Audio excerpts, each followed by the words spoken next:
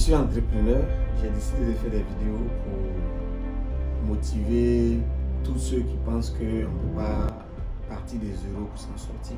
J'ai fait une série de vidéos dans laquelle j'ai expliqué un peu l'état d'esprit qu'on doit avoir en tant qu'entrepreneur, comment on doit coacher les enfants depuis le bas âge, au niveau du comportement, au niveau de l'attitude à avoir pendant l'école, jusqu'à ce qu'on puisse avoir le bac.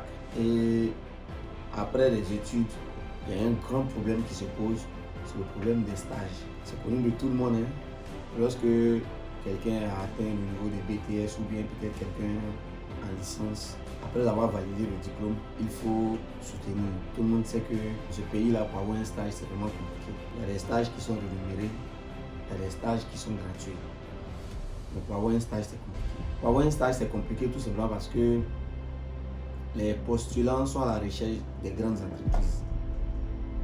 Moi, je vous recommande d'être raisonnable, d'être réaliste. Ce qui est le plus important, c'est de soutenir, obtenir votre diplôme. Mais avant de soutenir, où est-ce que vous pouvez avoir un stage?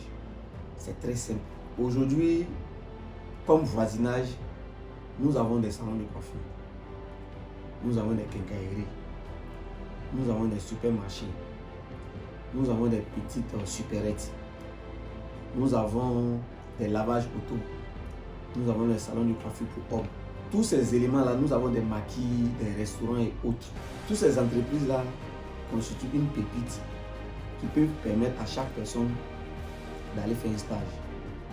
Tout simplement parce qu'on ne pense pas à ces entités.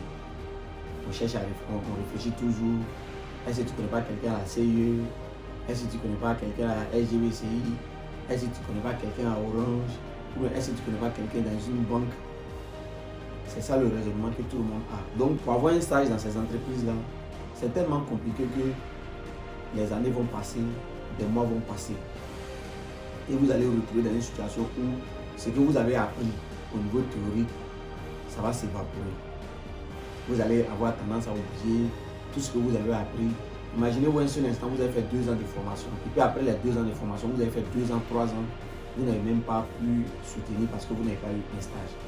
Et quand vous allez partir faire le stage dans la grande entreprise que vous avez sollicité, quand vous allez arriver, vous allez flotter parce que vous avez tout oublié.